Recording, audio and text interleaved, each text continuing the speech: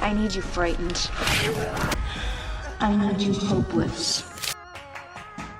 Welcome back to the chaos. This is the Reflections of Horror podcast. We are a horror movie podcast for the girls, gays, and non-binary baes. I'm Lisa. And I'm Kale, and this is the Forever Purge episode. Forever Purge came out in 2021, and is still written by James DeMonaco, but directed by someone else whose name I forgot. But he is a Mexican director, doesn't have a whole lot of credit, which I think is good, because in like the first Purge, the episode that we did last time, he had like a black director, and this is like a very like Mexican centered story. So I do like that he made that choice. I'm gonna hop ahead to final thoughts just because I think we both proved that this is like confirmed that this is our least favorite. Yeah, this is I think the weakest Purge of besides like not the first Purge title, the first Purge movie. It's also kind of the weakest. There's like some storytelling things that kind of give me a problem. I think there's like a kind of fundamental misunderstanding of like immigration, like and stuff, because I think James, he's what, Italian or something? He's like not like, I don't think he's like tuned into this particular story. Well, like, and he's from like Jersey, I think. Yeah. So I don't know that he has any connection to Texas and border. So it is, there's some definitely like I'd kind of call it like stereotypy kind of things happening here. My issue was it doesn't really feel like a Purge movie. We basically one scene with a proper like Purge trap. Everything else just felt like a fucking documentary about rednecks in Texas. Like, I mean, you're straight, especially gun violence and racism. No, I think that's a really good point. But I mean, like, maybe that was the point, right? Because I mean, a lot of these stories are rooted just in that, but exaggerated, and we're living in very like exaggerated times. So maybe it just felt like too kind of on the nose in like a almost exhausting way. Yeah, because I'm just like, commit to your bit, right? Yeah. Because like with the first Purge, he tackled racism and how people are treated in certain areas and neighborhoods. Like I felt like that was done correctly with the Purge ecosphere, I guess I'm gonna say. Where this one, I don't know, it just felt rednecks with guns. Yeah, it definitely did. There's some, I don't know. I did like the two main characters, but like all the rest of the characters, I did not. There wasn't anyone really super redeeming. But we'll get into that. So we can dive in. Yeah, dive in. So we open on a wide shot of the desert with two individuals walking across the desert, and it's a man and a woman come upon a tiny shack. At this point, all we see, there's like a money exchange. I don't know if there's any dialogue at this point. Maybe some very sparse. And basically there's a money exchange with the men inside the shack. They open up like a tunnel, and then they go down underneath, and there's kind of like a bunch of people. It's like our two main characters, Adela and Juan, and they're following like a young boy.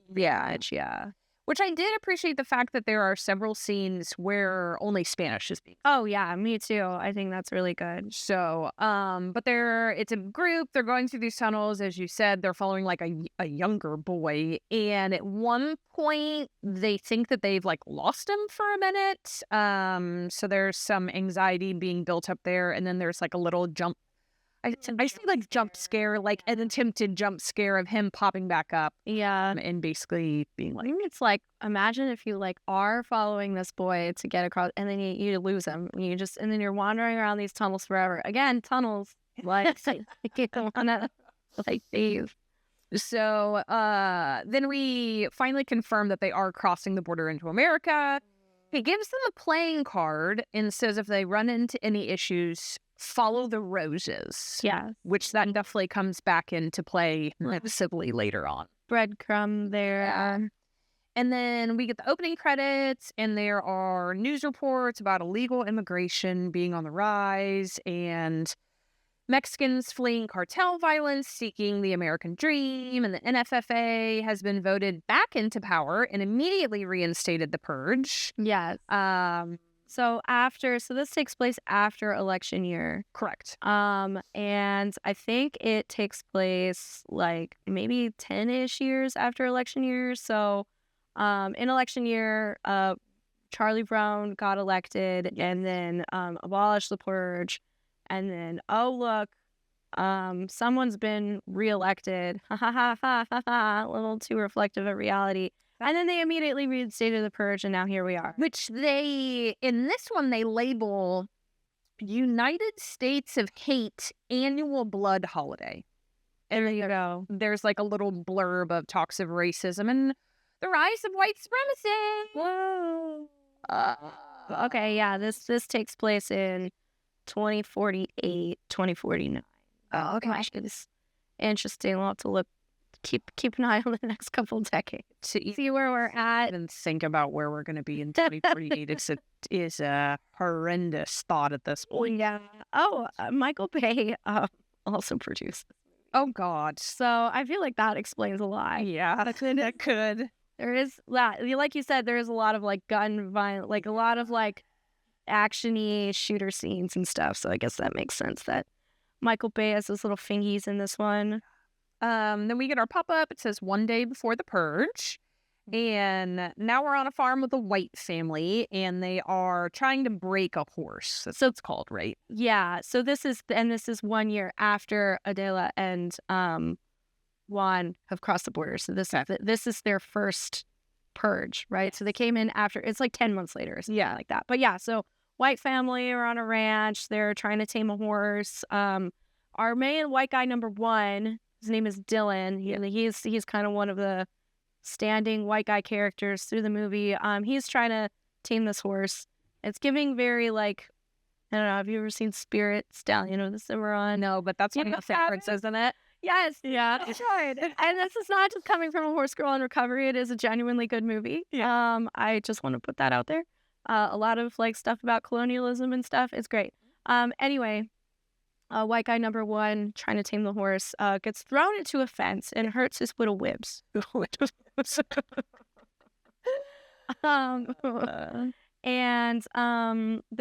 like an old white man who's like main white guy, like it's very much like giving Yellowstone. Yeah, if you've seen that. I actually haven't. That's one show made for straight white people that I have not seen. Yeah. But yeah, he's like, he knows. So after Dylan, who's the old white man's son, gets thrown over the fence, he says, I know someone who can tame this beast, and calls in Juan, who's like, very visibly like Mexican. Yeah, the intro he gets as he comes walking in is very like slow-mo Western cowboy introduction. I personally, I know you kind of you're not big on the cowboy subgenre, but I grew up in like the Southwest. Yeah. So I love like desert. I love cowboy, kind of like that gruff, gritty, like, like I see, like obviously like Manifest Destiny and stuff. It all has its problems, but like the first cowboys were like people of color anyway. Yep. So I like cowboys. I thought it was kind of cool. Yeah. I said shout out to Nope. Yeah, shout out to Nope. Exactly. Yep. There's there's like a big culture in like South America of like horse taming and cowboys and stuff. Way before, you had John Wayne or whatever. Yeah. So I did like that, but I will say, so as Juan comes in, he approaches the horse is kind of freaking out, but inevitably he like tames it and gets it to lay down, which again, as someone who's familiar with horses, I'm like, that's crazy. So one thing that I was like kind of like iffy about with it is that it kind of like plays into this weird stereotype of like mystical brown people, of like they can use their like otherworldly mysticism. They're connected. Yeah, and I was just like, that's kind of overplayed and stupid. But So Juan tames the horse just like that in a second, which is not how that works.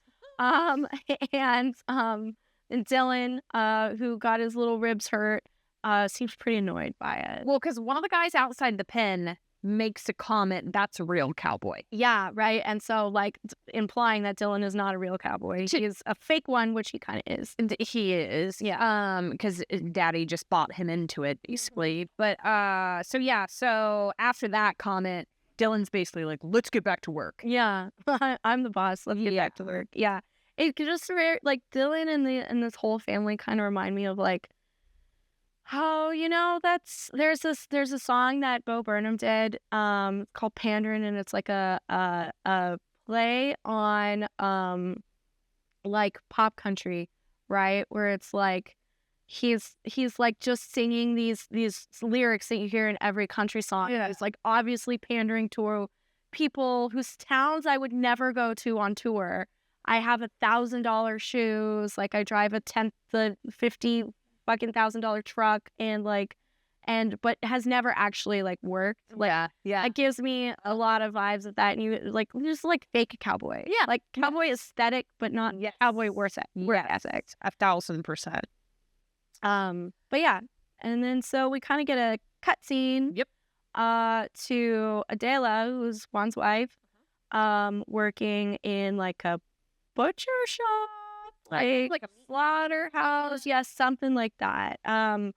And she seems to have like climbed her way up through the ranks. Like her boss, Darius, is like, she's lucky to have, like, other workers are lucky to have her to like rely on and guide them through like learning. Because she checks on a woman named Rosa. Yeah, seems like very timid, and then that's the conversation we see between her and her boss. Because they comment on the fact that, like, because I think the boss is like, how's she doing? And she's like, well, she's absolutely terrified. She's only been in the country for 2 weeks. Yeah. And then I start talking about how they're lucky to have her. Yes. And then, again, we cut again, and then we're into a news interview with the Texas tribal leader talking about how dangerous and disgusting the purge is. Yes. Yeah. And he, Chiago, I think. I was just saying. Yeah. You are on a roll with the names already. I know. Like, I was making notes. Yeah. But this tribal leader will obviously come back into play later on, as it's kind of the theme in the Purge movies where you see someone being interviewed on the news and then they come back around. Oh, yeah, for sure. You got that in several different people. Yeah. So, and then we are in Juan's house, Juan and Adela. Yeah. So we're in their house, and basically she's just lecturing him about needing to practice. Yeah, because he's like speaking Spanish in his own home, which you should be able to do. And she's like, we're in America now, like you need to practice your English, even when we're home, stuff like that. Well, and sadly now it's almost a safety practice. Yeah, right. No kidding. Yeah, I am really glad that we got a movie with like this particular perspective, because it is one of the many facets of like social struggle kind of that we're seeing in the country now, right? Oh, we should have a queer purge. Oh, like a trans-centered purge would be crazy. That'd be good. Anyway, fish brain. But so I am, because I do think like that's one perspective that we have not gotten yet in like the rest of it of immigration and stuff. But we'll talk more kind of in depth about that later.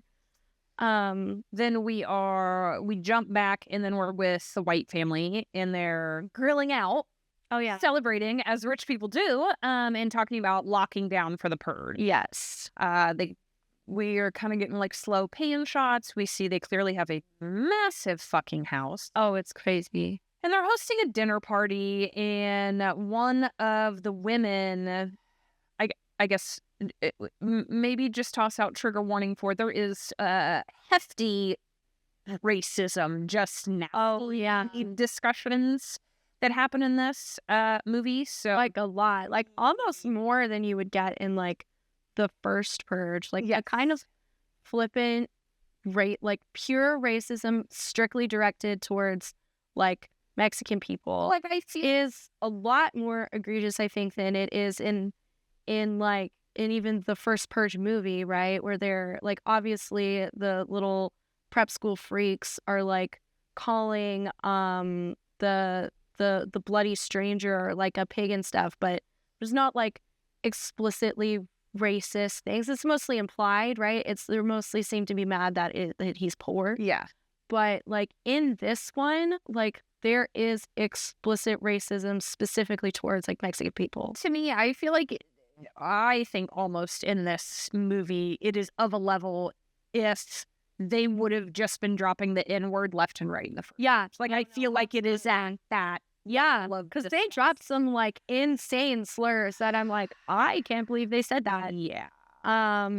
Yeah, so kind of like another small problem. But I say that because this dinner party discussion goes down that route, basically, of one of the women is discussing how the quote hired help has been cooking the Mexican food. Yeah. To just have something different. And the son from earlier, the Dylan, is that his name? Yeah. Dylan notices that one of the kids is speaking Spanish as they're like sitting on the floor with the maid. Yeah. The nanny. Yeah. And honestly, how I wrote the note was there's a super racist interaction where one of the people at the dinner table is offering that her maid has a sister that would be like great help if Dylan wanted a maid of his own in the house. Yeah. He basically gets at that he doesn't want a Mexican in their house and their kids speaking Spanish. Yeah, I don't even... That's a very tamed version of what the interaction. Yeah, he was like, I don't even think I want the kids to speak Spanish in this house, which is like crazy. Do you know what I would give to be able to speak Spanish? God, I know. I'm so mad because like I just don't have the brain for language, like at all. I took French. I took 3 years of French. Do not remember anything. Well, so that's what I'm annoyed about is I would like to say I'm still conversational in French. Okay. Like I can order a coffee and say hello and like I have retained it. So I'm like, had I just fucking taken Spanish, I know, I would be at least okay. Yeah, and I'm really sad because I never got on the Duolingo train, and now Duolingo is just AI. They fired all of their actual people, and it's just AI now. So I got on Duolingo and still didn't really get anywhere. So sadly enough. Okay, so then we get our pop-up. It says 10 hours until the commencement of the purge. So again, we always get our time frames in relation to the purge. And then we're back with Adela, and she is leaving the meatpacking plant and listening to an English language teaching app in her headphones. And we kind of just set the scene of what this universe is, I guess. So we see a 40% off Purge flash sale at the gun store. And we do see a rose spray painted on the wall behind her. Yes. Again, follow the roses. Yes. And then we see flyers of Purge parties and a Purge barbecue, since obviously we're in Texas. Yeah. Obviously. And then we've got two rednecks she sees outside. They're rednecks to me. They're two white men, but I call it like I see it. Yeah. So two rednecks she sees outside the gun store get into a white truck with a symbol that we saw in the opening credits. Yes, we did. And you'll see the symbol again like later a few more times. Yeah, it's an upside down triangle with a skull in the middle. It looks like just to give you a rough idea of what this looks like, it looks like kind of every single like white supremacist Nazi little insignia mashed together with like a Punisher skull on top, which is it's actually a very good description. It's so stupid. I'm like, these people have the worst iconography. I hate them. Yeah. So and she goes back in the butcher plant. And then we cut to the farm, and Dylan is trying to talk to Juan about allegedly being late this morning. Yeah, like basically falsely accusing him of being late. He's like, if you're late again, we'll have to fire you. And he's like, I wasn't late, sir. Like he has to keep this like decorum and be like still really polite, obviously. The whole interaction is giving racist balls. Oh, like, yeah, 100%. Yeah. And then so like, yeah, Dylan's like harassing him. And then if they later in the barn, do we get there yet? No, so that's where we're going next. Before we jump to the barn, I will say we get a shot where Dylan's dad is kind of just watching all of this. Like, he's watching and listening, and you're kind of getting the vibe where, like, dad knows what Dylan does and may not be really happy about it. So. Yeah. Also, just a small little technical thing, because that's what I do. So they're in this, like, pen, right? With with like a rotating thing. It's like a walker, right, for horses. But Juan and Titi, who's like the other that one of the other like workers there, are also in the walker walking the horse. You don't need that. That's what the spinning thing is for, is to get the horses to walk. So I don't understand why that was a thing. That is, I did not even bat an eye at that. Yeah. So that is a very good point. You also think that straw is hay and hay is straw. So this is correct. This has been a debate between Gail and I. And by debate, I mean I just call it the wrong thing every time and they correct me. Oh, it's so funny. I love it. Anyway, and then we go in the barn. Yes. And then the dad is basically giving the people that work there purge protection bonus. Yeah, which is nice. It's good. A little chunk of cash, because you got a bonus for having to. You got to buy guns and not die, basically. Yeah, if you die, we're gonna have to hire someone new, and that's a whole hassle. Yeah, that too. And then this is the interaction where the dad apologizes to Juan for how Dylan's acting. Yeah, basically. Yeah, and he flat out tells him. Juan's response is like, Dylan doesn't like me because I'm Mexican. Like, he doesn't bat an eye at it, which, again, kudos. Yeah. And then, but dad denies that. Yeah. He goes, my son's not racist. He's just proud. No, your son is racist. Your son is a racist. Heavy eye roll to that. Yeah. But it's like, whatever. I mean, that's the type of shit. You're a parent, you want to believe that your kid's a good person. Yeah. Like, I would hate to be a parent and be like, oh shit, this person that I raised is actually a bad person. Like, that's gotta suck. I would be beating ass if my kid ever turned out to be a racist. Like, I raised you better than that. Literally. So there's, and so far, there's like one white guy that is amongst the other Mexicans that have like, helped.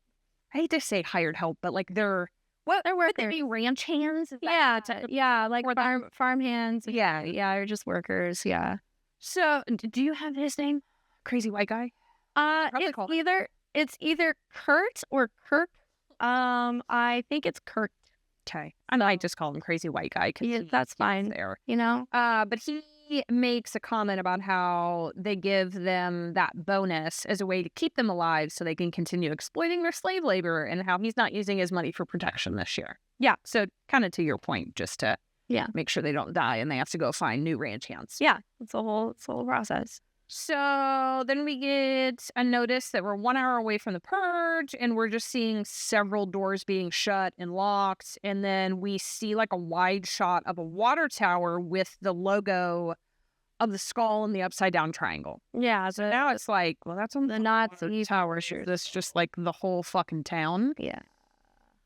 So Juan and Adele are outside their house waiting to be picked up. And they're like obviously kind of getting anxious because it's only an hour till the purge kicks off. And then a school bus comes down the street and picks them up. Yes.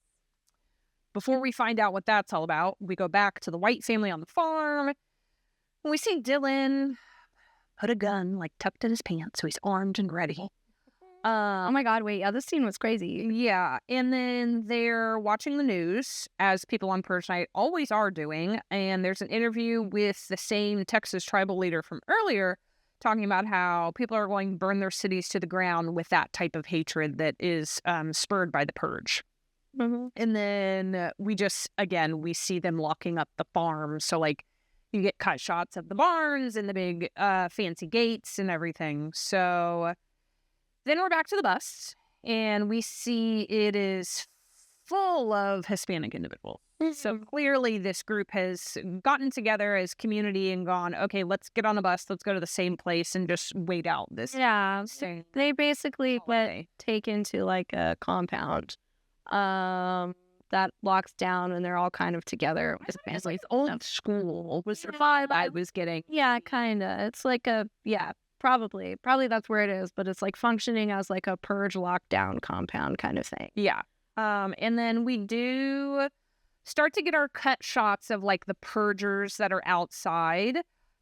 I did think we see a gentleman like leaning up against a wall, and it is the outfit of the guy on the front poster for the Forever Purge with like the cowboy in the black face paint in like the big horns. I kind of vibe with that. Yeah. Like if you're going to purge in Texas, he matches the vibe. Yeah. He did really well with his costume. Yeah, good for him. 10 points. Yeah, it's a shame he didn't come back into play at all. Yeah, and he doesn't really yeah. He's really doing it. Yeah, he's just there for fancy. For the vibe. Yeah. So the bus unloads into this compound, and their friend TT pays a guy in like full military garb and tells him he'll get the other half when the job is done. So assuming this group has gotten together, paid probably prior military guys to guard them the night. Yeah. And then through conversation with TT, we do confirm this is Juan and Adela's first purge. That's when we find that out, as you mentioned earlier. Bouncing again, we're back with a white family on the farm. And to your point of like this kind of being an insane scene, they're just like calmly playing board games in their living room as the purge announcement goes off. And like, we're getting these cut shots between this family and the people in the compound, and you're like, this is two very different ways of life. Yeah, no kidding. I think that was like a good note too of just like the juxtaposition, right? Like you have this one family that's like isolated. Well, at one point they're like dancing to music. Yeah, like, right? Yeah, and they're just so they're very it's very normalized for them. It's like we'll be fine because we have guns and walls and one individual house and we have enough money to keep ourselves protected versus people who will have to rely on community protection in order to be fully protected, right? Because like probably Adela and Juan's house isn't safe enough to stay in, and that's why they're at this compound with a bunch of other community members, right? So it is a very I did like that it's like juxtaposing it in a really kind of obvious way, but also like that's how social difference works. It is obvious, right? Yeah. Then we cut back to the compound, and then the purge announcement is being announced in Spanish. Yeah. Which I found to be an interesting touch. Like, I wonder if they translated that, because you know that the U.S. government didn't translate that for that community. Yeah, like I wonder if it would be like a Spanish-speaking channel. Yeah, would play that. I don't really know how that would work, but I think your point to the U.S. government caring about anyone but English speakers would. Especially the NFFA, right? Like that's kind of their whole thing. And then I read the note like, in every other movie, we get like our set the scene for Purge Night kicking off. So normally we get these awesome cuts of like insane shit happening. Mm-hmm. But this one was just like, what? I don't know. I said it was tame. All I had was like, there's deserted streets, there's a single gunshot, gangs with like dogs are going out, and there's two interactions, but it's like beating and stabbing. Like, give me the crazy shit, like the guillotine in the alley, and you saw like traps, and well, I think that's the point, right? It's like we're getting through Purge Night, because this movie isn't about Purge Night. It's about what comes after, which I do think, because we've had this discussion a couple times of like, what does it look like the day after? How do they just get people to stop purging? Like, that's just a social contract. There's no enforcement of that, right? So I think conceptually, I think this movie is pretty interesting, but execution-wise, I think obviously we have notes, but but I do think conceptually, I think it's like it's interesting. But and then so there is like I guess tame shots and stuff of Purge Night, but the bus that rolls past the compound is crazy. Like, that is a crazy thing. I think that's later. Oh, is it later? Yeah, that's later when they go up on the roof. So that is insane. So before we jump out of the compound, we get an interaction between Juan and Adela where, like, it's very clearly made that Juan misses Mexico and he might not be, like, really happy to be in America, which, like, fair. Well, it's like, who can blame him? But it is hard because it's like, from what I know of cartel drug violence, because that was the card they tried to play, is that they're trying to flee cartel drug violence. Right. I don't know what would be worse. But either. And I do, this I think is just my ignorance showing. But I don't trust a lot of narratives that were given about what it's like to live in other countries and stuff, because there's obviously, we live in a gigantic propaganda machine, right? So it's like, I don't know, lots of people live in Mexico and stay there. Yeah. Is it as bad as as our media makes it out to be? Maybe. I don't know. But it's just something to think about. That's something that I personally need to do more research on, because that's like, I can see, it seemed almost the obvious choice to, like, play into, like a cartel backstory. Yeah. Right? Yeah. Just again, of, like, we're kind of picking these, like, these low-hanging fruit. Yeah. But that's just one part of, like, I don't know, culture that I am admittedly pretty ignorant on and need to read more about. But I don't know. I don't always trust the narratives that were kind of fed about other systems of living, you know? I just assume it's like our country, right? Like, there's our town versus parts of downtown Portland where people are walking around looking like zombies. They are so high out of their mind, and like, I have to believe it just depends on where you are. Everyone has bad areas, and everyone has areas that are completely fucking fine to live in. Yeah, exactly.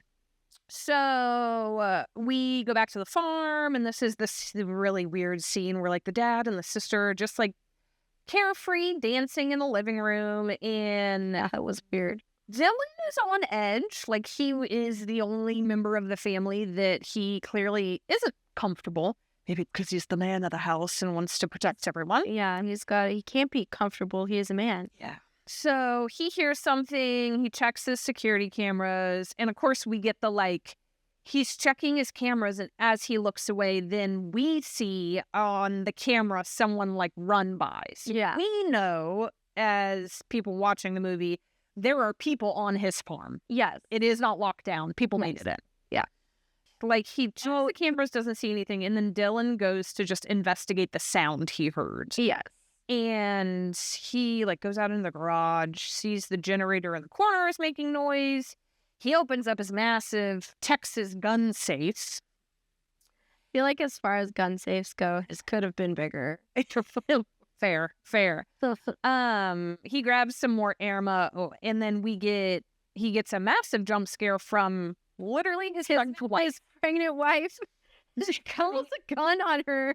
Coming up stuck on him and pulls his gun on her, which, like, again, it's, to me, that's, like, the perfect example of, like, everyone probably shouldn't have the right to own a gun. So yeah, no kidding. He could have killed her. Also, yes, wifey is very obviously quite pregnant. So yeah, this immediately. Okay, this is my thing. I have nothing against pregnant people. Oh, I like how this is starting.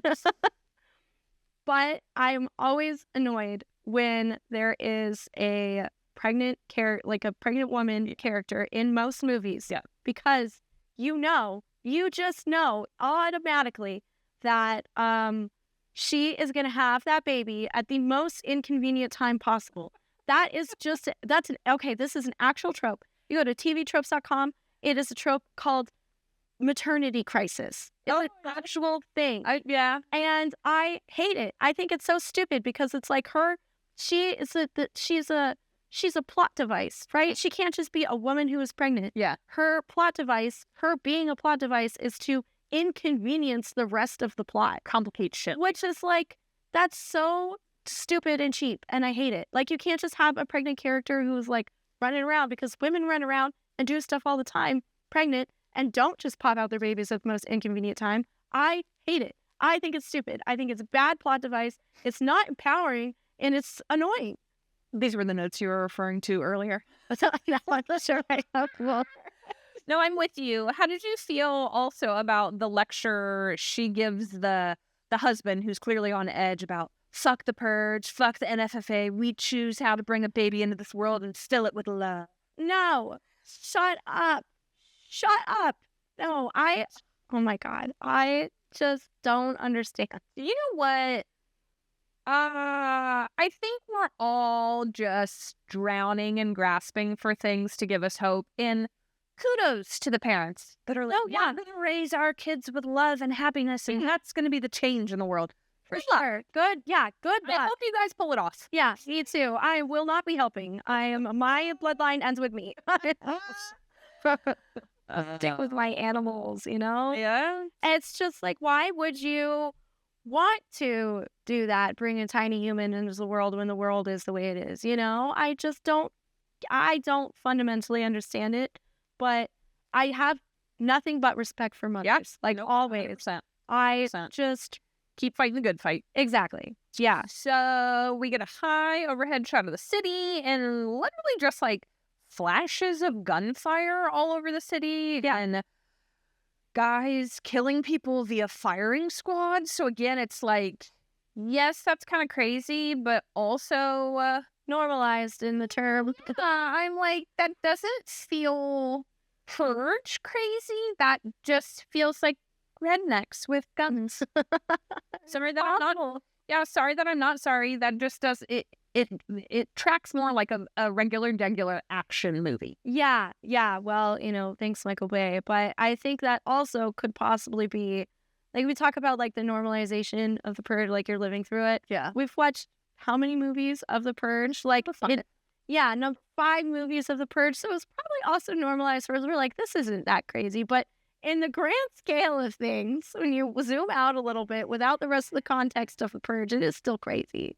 No, give me the guillotine in the alley. That's crazy. So now this is your scene about the bus that's wild. So Adela goes outside up to the roof to, quote, get some air. Get some air. And there are military guys up there that she's kind of talking to, and military vehicles pull up. And they're on the loudspeaker, and they're claiming they are the real patriots of America and no longer tolerate foreigners raping and pillaging people. And they will find you and purify you. Yeah. So again, this is... I mean, I love that this takes place in Texas because I feel like it's very, very accurate to that region. And we're tapping into this violently racist tone that these purgers are getting, and I guess, well, it's white supremacists. It's not just they're white supremacists, and they're like eugenicists, right? Like they're purging their country's bloodline of these inferior genes and shit like that, right? I guess I think this one is a bit more alarming because these guys say more. Yeah. Where the first purge, we're basically just watching the KKK and the white supremacists from a distance. Yeah. Where these guys are not only we're seeing this, but we're also hearing their rhetoric. Yeah, exactly. Which I hate. Yeah, I hate it too. So it's crazy, and it's just really it's really horrifying, and it makes me think of like, ICE. Yep. Yeah, exactly. I have a note about that. It makes me think a lot about how that would work in the context of where we're in right now. We have like the secret police filled with random goons hunting down innocent people and throwing them in camps to send them not even always back to their own country, right? We're sending them to fucking Sudan and shit. We're just trying to get rid of them. And that's crazy. And if they could, ICE would simply murder the people that they're hunting. I mean, I'm not convinced they aren't. Yeah, well, they aren't. They shot a guy in Chicago like I think a couple weeks ago. I think decades down the line, I think we're gonna get a lot. I don't even about that. Yeah, that's true. I mean, you have the alligator Alcatraz people that there's like 1,800 people that are just missing, Just gone. Yeah. So yeah, it is. I think and this again came out in 21, right? So we were in kind of the thick of like border camps and ICE camps and stuff then. Yeah. But just to hear where we're at now with like this fucking Gestapo hunting down people. I shouldn't laugh at it. It's true. It's what they are. They're secret police with their fucking masks and stuff, right? It is like just to have that explicit eugenics and white supremacist rhetoric being blasted through speakers in this movie for like right now, it was really kind of like sobering and like terrifying, you know? Yeah. Anyway, Adele is also pretty horrified by this, and in the bus, she can see someone who's like kind of crying for help and clawing out the window. Yeah. And well, because we see this because homegirl just casually grabs a sniper rifle and bless her. So yeah. And this is where we get our first little like, what was she in? Yeah, what's her deal? Mexico. She's again. I kind of like. She's kind of our.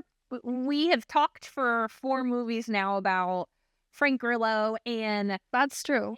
Angry ex-military man, and she's that role in this one. Yes, which I really like. I do too. I definitely can appreciate that as well. So we see this purge purification group is the logo that we've been seeing of the triangle and the skull. So we get our confirmation. Wait, I found my explicit notes. It says that skull thing looks like the Punisher skull had a baby with every single white supremacist symbol ever made. So that's what that skull looks like. That's what the PFFA or something, the PPF, the Purge Purification Force. Yeah.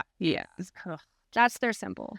Yeah. So she, again, because she's a baddie, she turns on the night vision on the scope. Just knows out. This is when we see the view through the window of the truck. And at first, I thought the guy we see, I thought that was the black guy she works with. But I don't think it is because he comes back around later. Yeah. So, because something tells me you're not going to make it off that bus once they get you in there. Oh, no.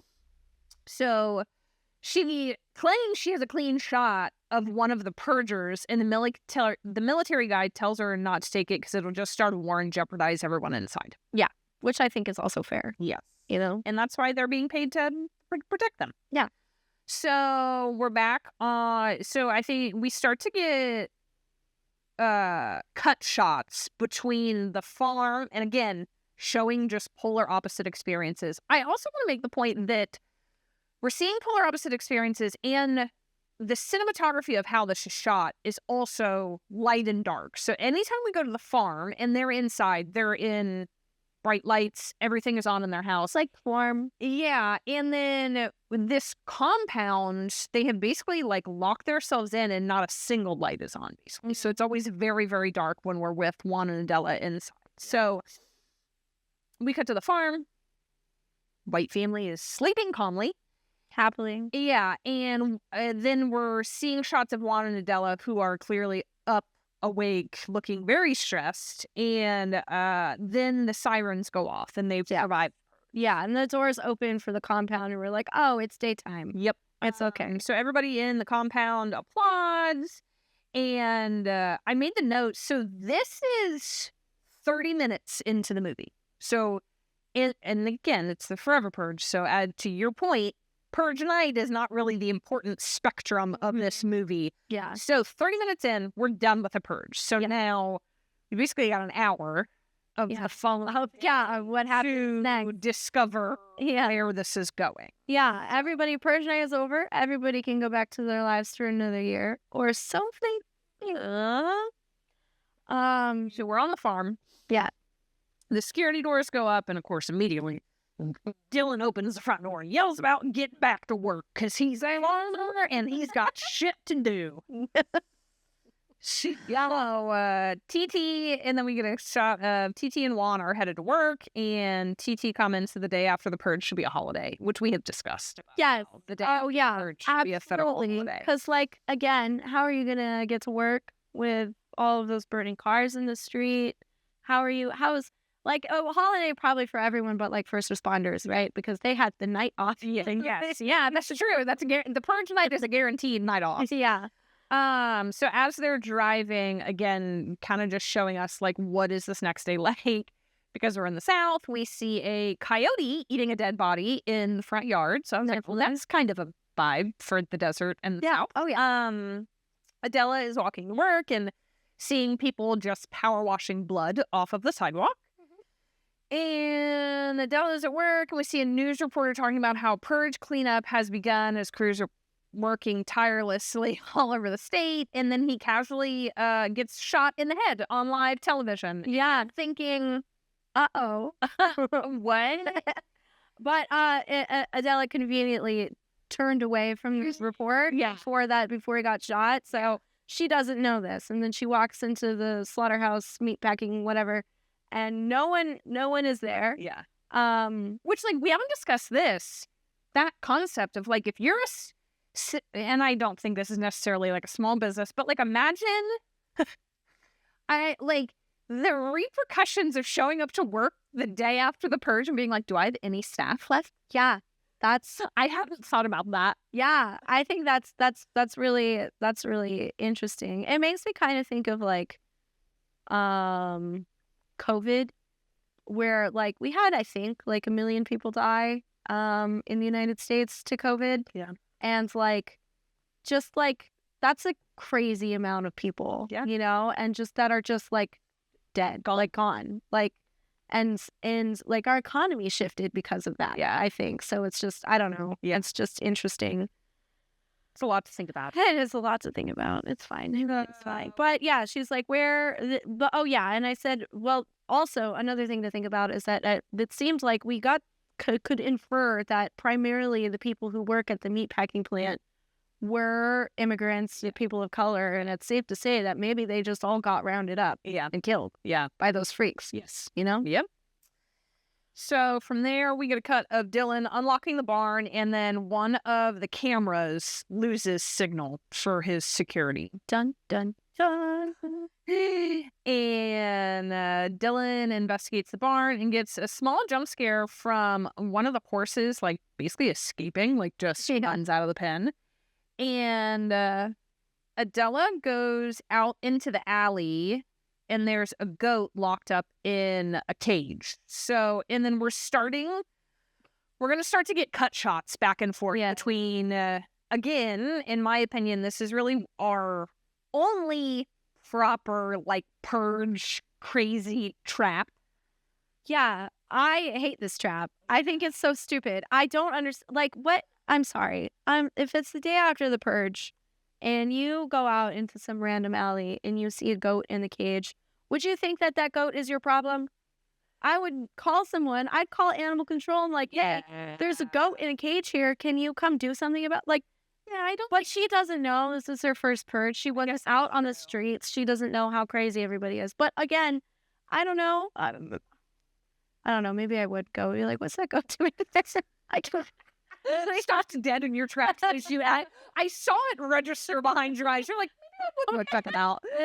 That's really what, like, doing there. I don't know. It's a ridiculous trap. Yeah. It's so like, I'm trying to, like, what the thought process was there to pick person, and why a goat? Why not, like, a puppy or something? You know? Yeah, I don't know. I just questions with that, like, cracks me up. So we see the goat in the cage, and then we jump back to Dylan, who gets jump scared in the barn by the purge cowboy. Yeah, he has. So I'm still wondering, though, if this kooky, crazy character is our purge cowboy from earlier. I don't think so. It's a different outfit. Not by much. She just took his horns off. Oh, why would he take his horns off? It's part of the bit. Logistics.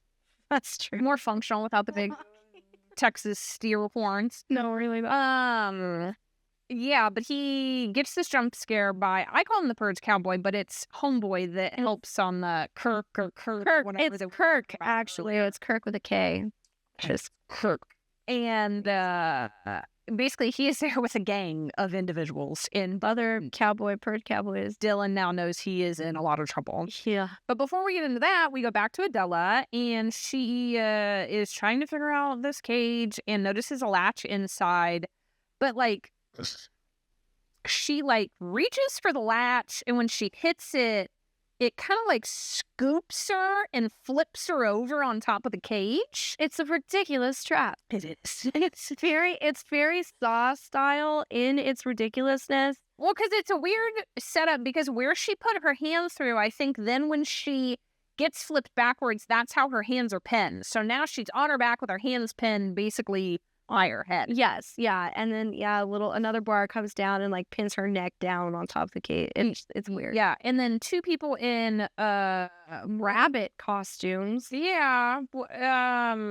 Jump out of the dump. Well, they don't jump. They slowly appear out of the dumpster. Dumpster, too. It's crazy. Like, what are these guys on? This contraption above her head is basically, it's the tool they use to kill animals. Yeah, it's like a bolt. It's a bolt gun. Yeah, a bolt gun. Yeah, I think that's what it's called. But that is above her head now, and it's kind of like shooting out. So you're like, oh, it is as it drops, it's gonna take her fucking brain off. Yes, a bolt pistol. Bolt pistol. Okay. So again, now we know Adela is in trouble. There are two Forever Purgers going after her, but then we jump to Juan and Titi arriving at the farm. And Titi questions why the gate is open. Yeah. So he's already clocking, like, that's not fully right. Yeah, like, that's what is not this normal. about? Mm-hmm. We go back to Adela. These bunny men are covered in blood. Yeah. And poor Adela doesn't understand how crazy people work. And she's like, the purge is over. What are you doing? Yeah. And basically yelling at them. And they make the statement, no, it's not. This is forever. I'd be like, okay, sure. Yeah, whatever you say. And then they call it something else later, right? They call it like the Eternal Purge or something. Yeah. So it's like they don't even stick to their own bit. I'm like, I just don't understand why they did that. So just in time, her boss shows up and saves her and bashes one of the guys over the head with a steel pipe. Mm-hmm. To which, in like, the timing of this whole scene, you're just like, of course. Yeah. So they get in a fight. He's swinging and knocks the guy's butcher knife into his head. So he's down. There's one left. He saves Adela, like gets her out. He gets attacked by the one guy that's still alive. She chokes that guy out with the boss's pipe. Kills him using the contraption. Yeah. So puts the what is it? Bolt gun. And this is right when the cops pull up. Yeah. I also was like, of course. I like so my note literally says, and they get arrested because of course, America. Yeah, I said, then a cop rolls up and arrests them, which is so obvious that would happen. Like, come on. Yeah. Yeah. Of course. Because again, it's like a woman of color and then like a black man. Yeah. It's like, oh, they're purging. You're not gonna pause and go, why are those people in rabbit costumes? Why are those people in rabbit costumes? Why are they covered in blood? What is this contraption in front of me? Yeah, no. It's no sense of investigation.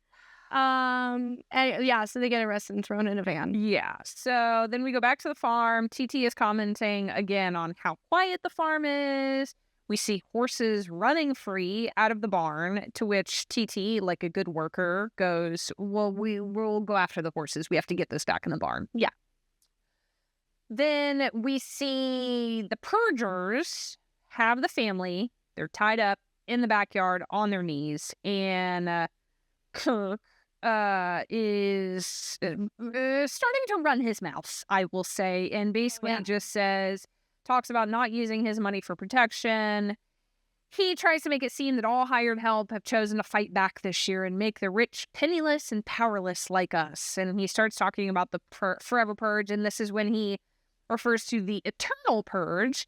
And then they start shooting their guns in the air. Which I also laughed at that. Like, he and all his goons start shooting in the air.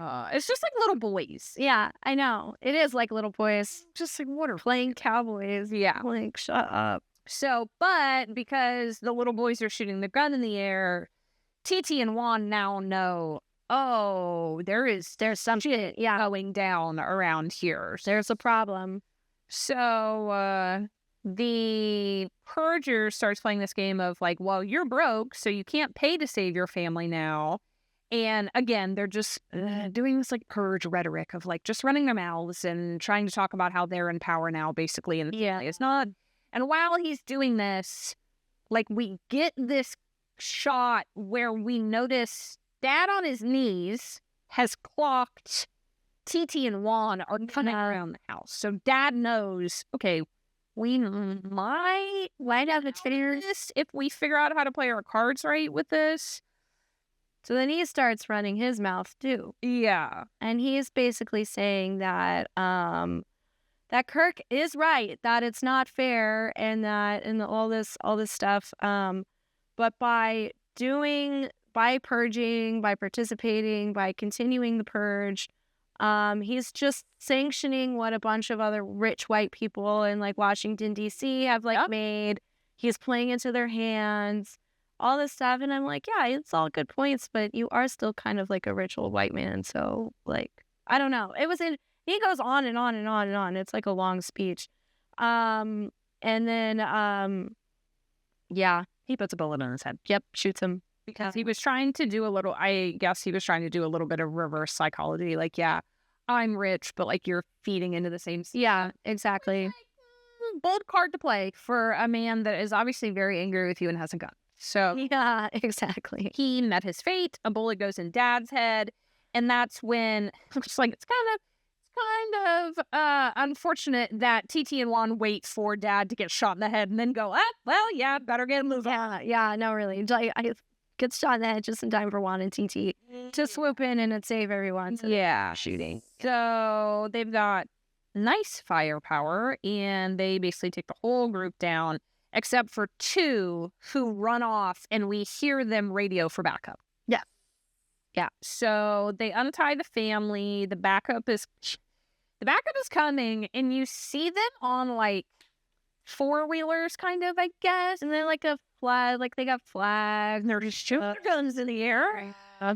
So the family, TT and Juan, pile into like the cab of like a semi-truck that's just casually. I know, it's just there. I mean, I get like those things are like $100,000. So I guess it would make sense for these like rich people to just have a semi truck. Again, the farm is very much giving like Yellowstone level of like money and probably the amount of horses and cows. Yeah, all that stuff. They're very rich. Yeah. So then we are back with Adela, who is in the sheriff truck. And the sheriff is saying they have a report of 3 more incidents and they need to return to the station. Yeah. And then we see the back of the truck. They're lucky enough to be locked up with a Nazi. Yeah. Like, he's a very large white man. Yeah. With a whole ass swastika on his face. Yeah. And my other note was, and a ... manic pixie dream girl. Like, I don't know what this bitch's deal was. I don't know why she was there. She was just weird. I just made the assumption that maybe that's his girlfriend.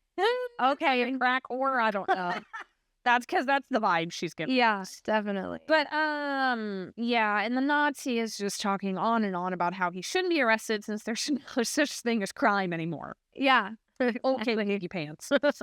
So Juan, God love him, is trying to call Adela because he's obviously fleeing and he's like, I need to find my fucking wife. Yeah. And then we just see mass chaos in the city as they're driving through it. And the radio is reporting that all over the country, people are still purging and then they call it the Forever After Purge. So it's got like 3 different names. We're calling it the Forever Purge, the Forever After Purge, and the Eternal Purge. Which is it?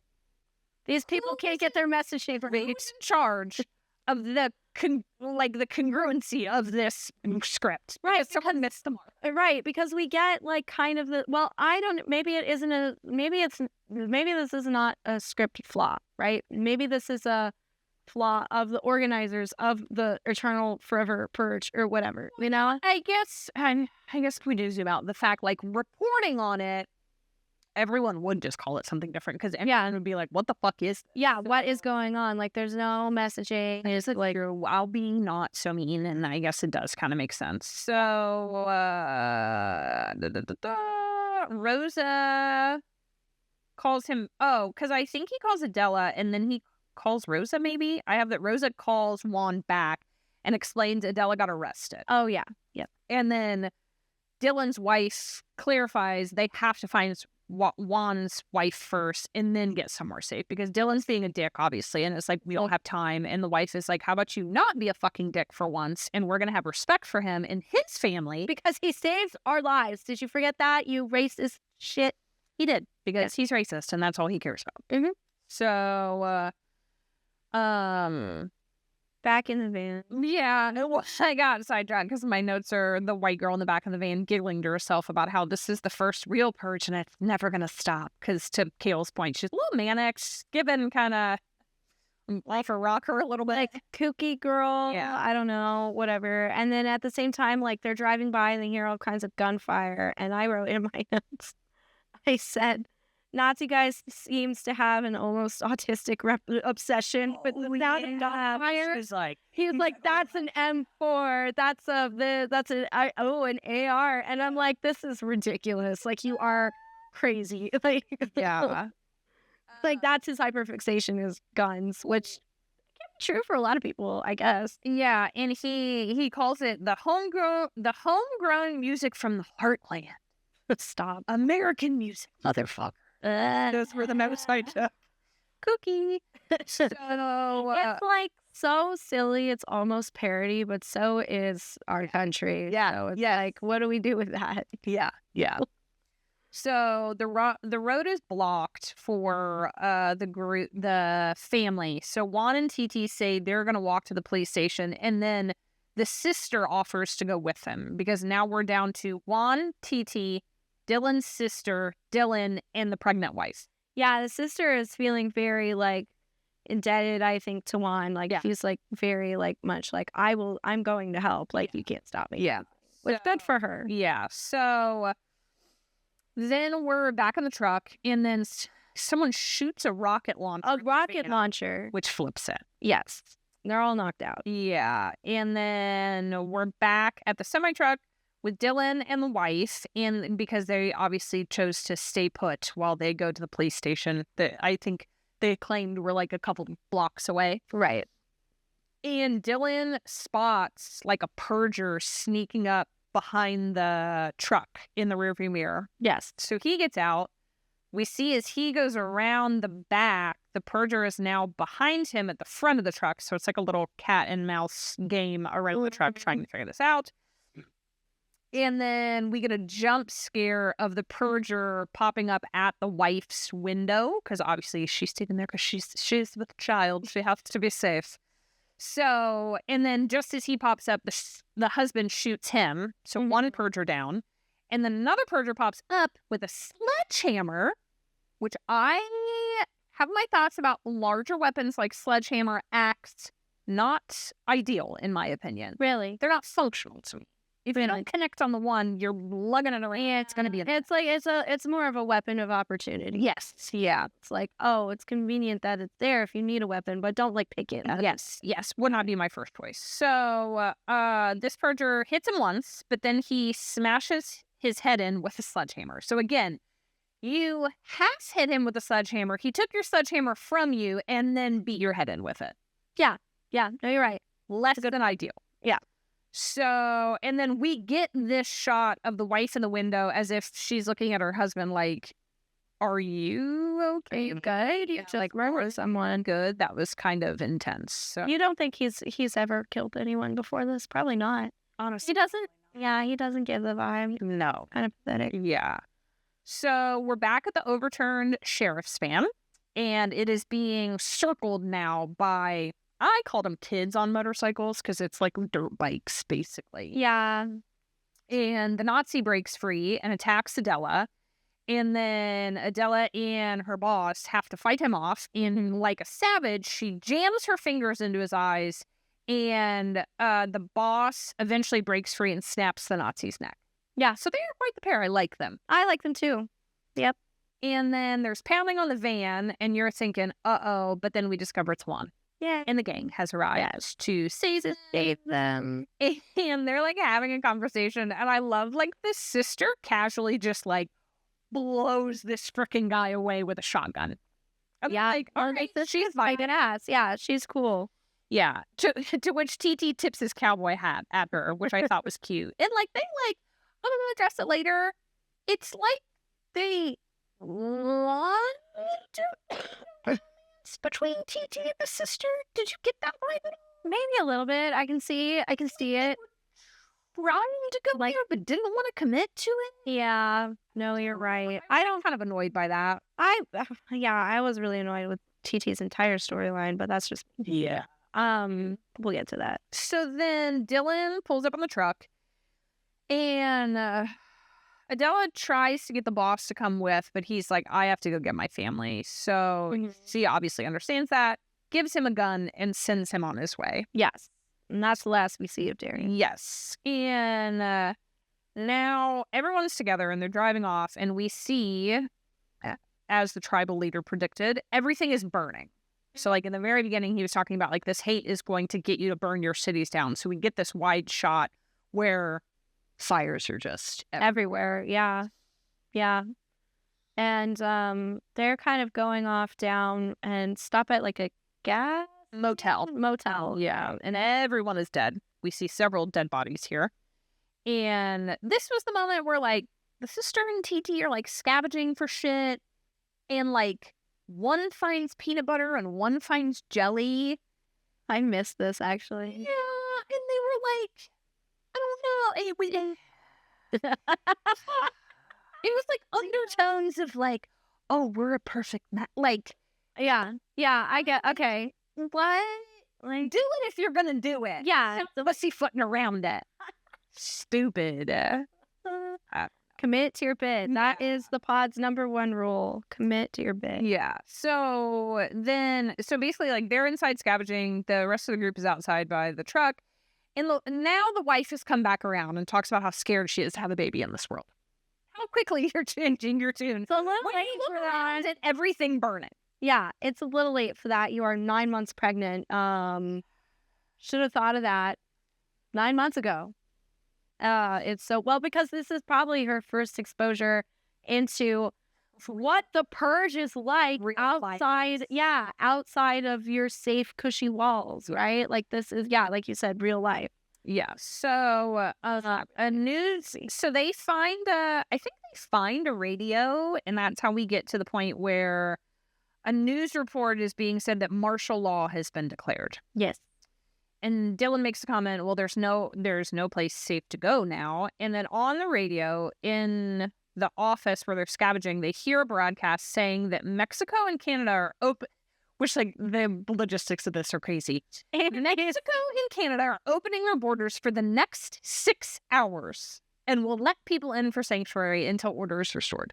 Do you know how fucking big this country is? Do you know how far away you are from a border right now? We wouldn't be able to make it. No, I don't. But in Texas, yeah, for sure. Which will be it's like logistics, because I did some Googling at some point, but we're not there yet. It's because we get a location where they are, and I was like, well, how close is that to the border? Oh yeah, to the El Paso border crossing. So we're not there yet though. So TT says, well, let's head to Mexico, and Dylan and Juan are the only ones awake in the cab. So TT says, let's head to Mexico. They get in the truck, they head off.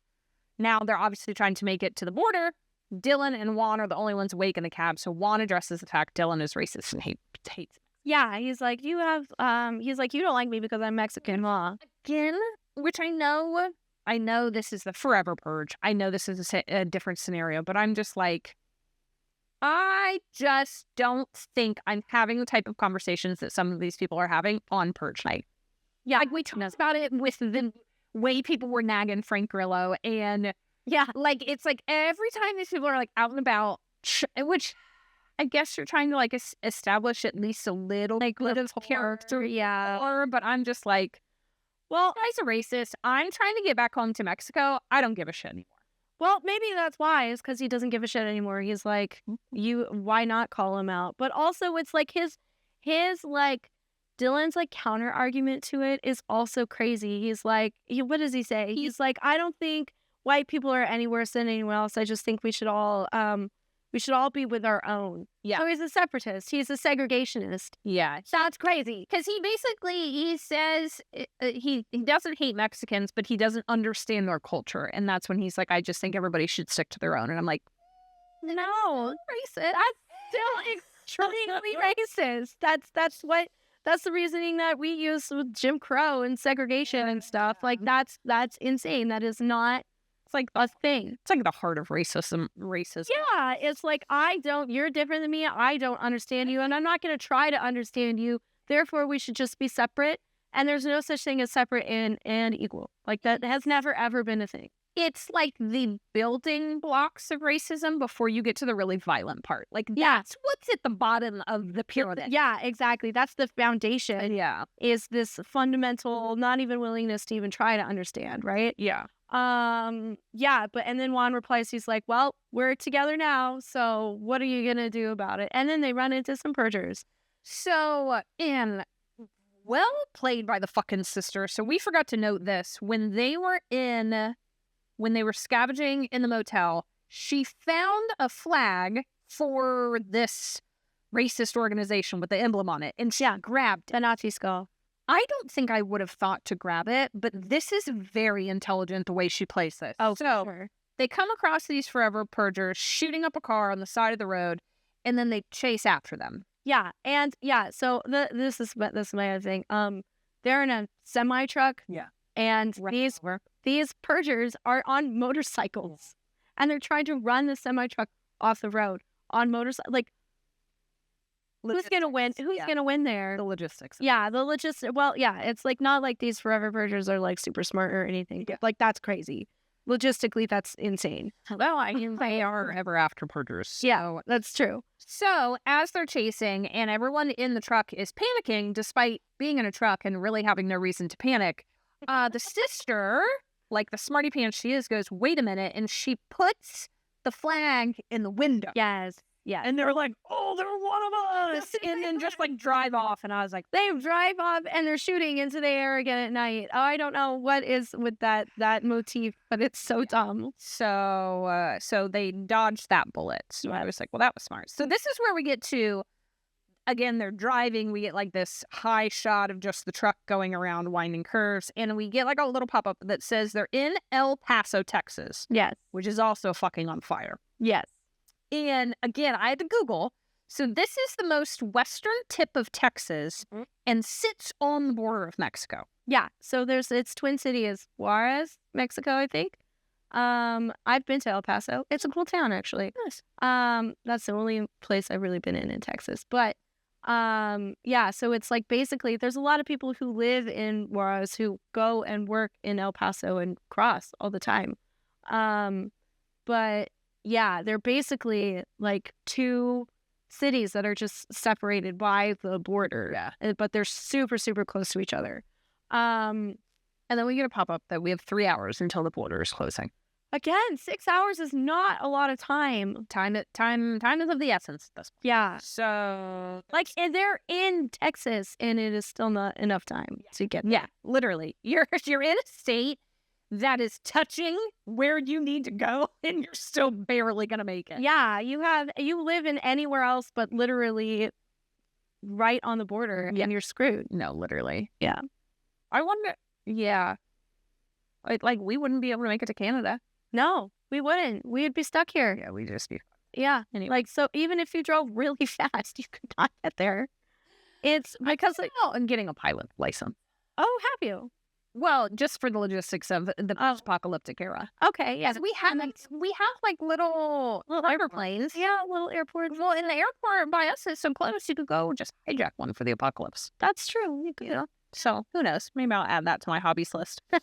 I support that. I support Pilot Lisa. Yeah. So they're trying to make it through the city, which is a fucking mess. Roads are blocked. Everything's on fire. They're 2 blocks from the border. So they get out and they try to go on foot. And we always know once you get out of the building, out of the car, in a Purge movie, shit's about to get real. Yeah. So Dylan tells them to follow Juan, and then they work their way through the streets, and we're focused on the group the whole time. So we don't really see a lot of Purge violence. You just hear a lot of gunshots. Again, hashtag Texas. And then I questioned the cinematography of this, just because we are so focused on the group. Did they shoot this kind of like a Western? You're focused on Juan and TT as the cowboy heroes, was the vibe I was getting from the style of how this was being shot. Honestly, I was getting kind of more video game. They're kind of moving through it like you would a video game, and I think that's where we're getting kind of maybe some Michael Bay influence or something in there. Okay. So, yeah, I was getting less, because I think Western and I think wide shots. Okay. This definitely probably have watched more Westerns. Yeah, that's my assumption of what these movies are like. No, I think it's more the zoomed in focus of just their tactical action and stuff. I think is more very video game. I think that for all things said, that the action sequences were at least interesting. Yeah. They were fun, and it definitely plays into. I think this is classified as a horror action movie. So those were decent sequences and stuff. The fight scenes and stuff are pretty good. But yeah, it was also okay, because the video game kind of shot goes on for a long time. It's a couple. Well, because it's almost to the point where you're kind of just okay, where are we going? And right as you kind of have that thought, an explosion goes off. And the whole group basically gets flipped upside down, except for the pregnant wife and Adela have made it into the building they were trying to get to. But everybody else is outside and blown to shit and trying to... Not dead, just blown up. True, I said that wrong. They were alive, but they're trying to get their bearings and try to figure out what the fuck just happened. Yes. Then we get a pop-up. The border is going to close in 2.5 hours. Yes. So... Adela and the wife make their way through the theater because now they're inside, and I think some logistics, they get up and then they realize they can't get into the doors that are right in front of them. Yeah, or we can't, we're separated. Yeah. Yeah. That kind of shit. Yeah. So they have to split up, basically. Yeah. So it's Adela and the pregnant wife and then everybody else. Yes. So we're in the theater with them, and there is a jump scare from a skeleton bat toy. I was oh. Well, not just that. Okay, this is, I made a note about this. What was the point of this weird theater sequence? Because they're in there and they're playing Dracula, and it's everything is decorated Halloween. The Purge does not take place during Halloween. First of all, it's in March. So I'm I was just what? Why? What was the point of that? What was it? Was it trying to say anything? Was it I don't even remember it being Dracula, but if it was Dracula, were they trying to do the old... It was a viewing of Dracula, which is a reference to blood sucking and how racism sucks the soul out of people. I mean, I really stretch in here, but... And then that's the other thing is that this movie came out July 2nd. So I don't know why they peppered in this weird little kind of Halloween vibe. You know what's weird though? I did find a poster online that claimed that it dropped 4th of July. I know the release date online says the 2nd, but I found a poster that says it's just July 4th, and I was oh, that's so good. If I were making Purge movies, I would also want to release them on 4th of July or something like that. That makes sense. But so that's why this weird theater sequence when they're going through and there's a skeleton bat and they're playing Dracula and they're moving through and there's got all these weird costumes that are actually Purgers. Why? Why were you doing Halloween in July, I guess? I don't know. I don't have an answer. I know. It's a very valid question. Thank you. It makes no sense. So we see several dead bodies that have been purged, and then we see that 2 of them are in fact not dead. A theme we've seen before, but never fear, we have Adela, and she kills them quickly and efficiently. And this was where I made a note. Like, I just love that Adela is our military person. I know. That she is our like, she's just, you can tell she has been through some shit, has some fucking training, and can handle her own. Yes. So we go back outside with a group, and they see a rose spray painted on the wall. Oh, the roses. Yep. So they start following them. Yeah. So and then immediately we then see Adela and the wife make their way outside, and then Adela spots a spray painted rose as well on a different sign. But now you're thinking, okay, if they're both following the roses, theoretically that should put you in the same place eventually. Yes. And they both kind of get, it's like, Juan's like, she would be following them, and Adela's like, oh, he's definitely following these two. So yeah. So then we find out, I think the wife just asks her, but we find out that Adela was part of a female group in Mexico that fought back against the cartel and did some damage, which is how they ended up in America, because the cartel chased them off their land. Yes. On the DVD, they address an alternate opening scene that they had thought about. Didn't shoot it, but it was kind of cool. In the DVD, they give you the animated storyboard version of it. So they were going to open in Juan and Adela's house, basically with them in bed and their house getting shot up. Oh. And it was just going to be like this quick scramble to get out and into the tunnels. Okay. I was like, that would have been a vibe. It would have. Well, I think if they went that route, I would have wanted it to be very apparent that Adela was the target. You know what I mean? I think the easy assumption would be either general violence or they would be after Juan. Like, I feel that would just be the it kind of assumption. Absolutely. And it kind of, like, I don't know, takes away from that, like, oh, surprise, like, this is why she has military training and stuff. And I kind of liked the opening because it was a very kind of like, these are 2 people who are trying to, like, migrate, right? And which is a very kind of like personal, like, universal story. So I did like the way that it opened, but I could see also some strengths for the alternative opening. So we get a pop up. Now we're down to 2 hours and 15 minutes. So again, time is of the essence. So we bump into a group of white people. I personally would like to keep the description of this scene brief, because like half of my notes, literally just in all caps, I say they are just saying some very racist things. Like, I don't know. I don't think I needed it. I didn't either. Well, and then these are like the main bad guys for the rest of the movie, pretty much, or like the one dude. I would like to know the discourse between the writer and director. Yeah, me too. Like, how did that development go down? Was it written this way? Did the director want to ramp it up and make it this bad? Like, I know this is a real experience. I know that there are individuals that speak like this to people of color, but it's like, it reminded me of, it's a little bit of like, what was that fucking movie that came out on Netflix?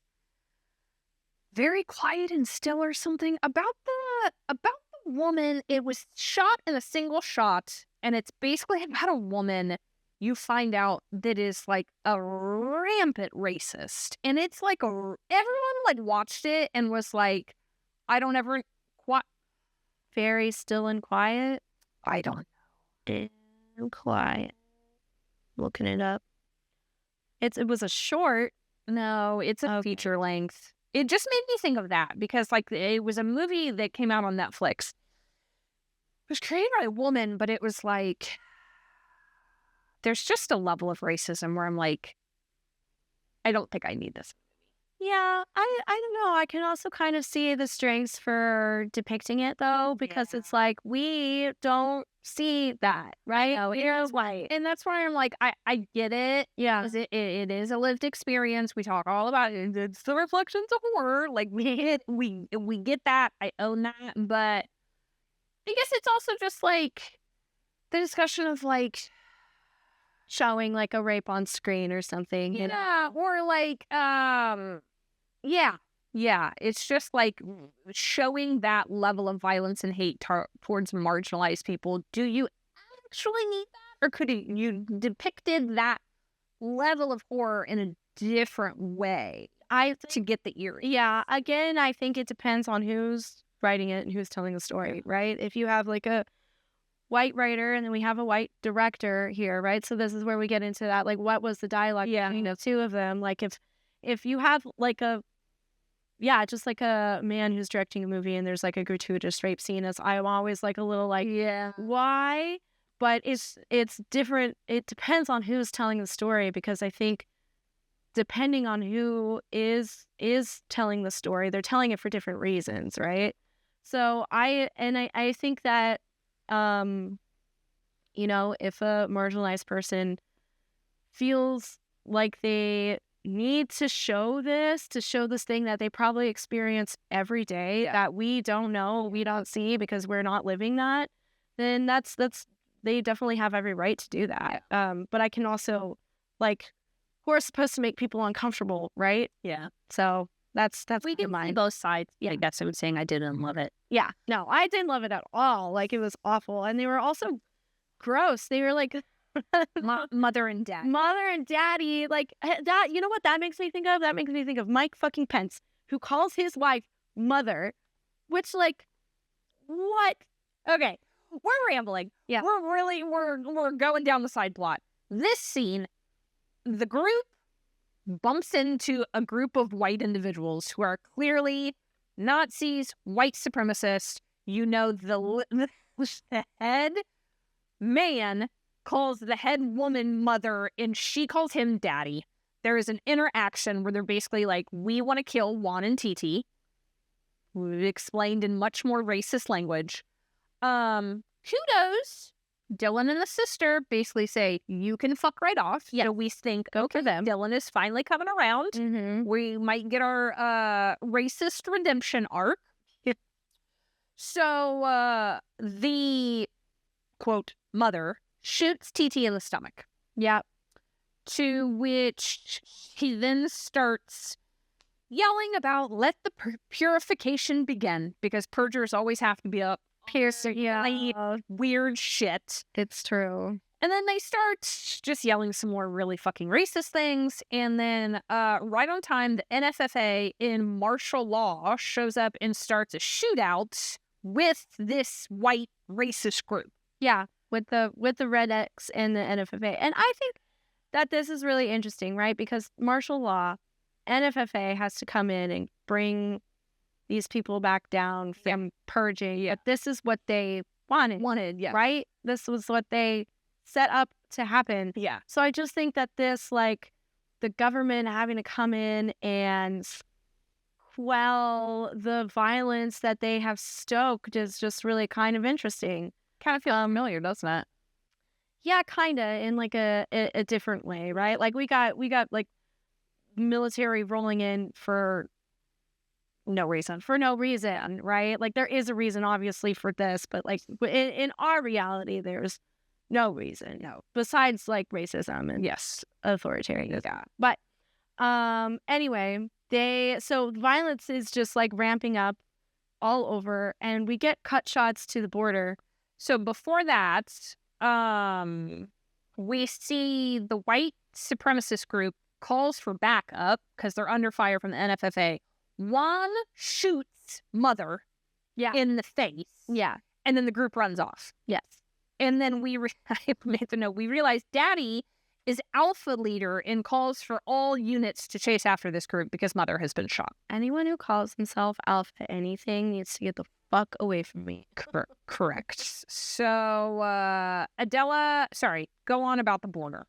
Yeah, so we get this shot, and the border into Juarez is open, and it's just like miles and miles and miles of cars bumper to bumper. As it would be. As it would be. Yeah. Like, logistically, like, this is crazy. There's no way. Getting over at the border would not happen, I don't think. No, not even at all. And also, it's like you have all these people waiting to cross the border, and they're just easy pickings, you know? Oh, yeah. Just sitting in their car. That's you could true. go and firebomb them, and everybody would be dead. Yeah. So I don't know. It's really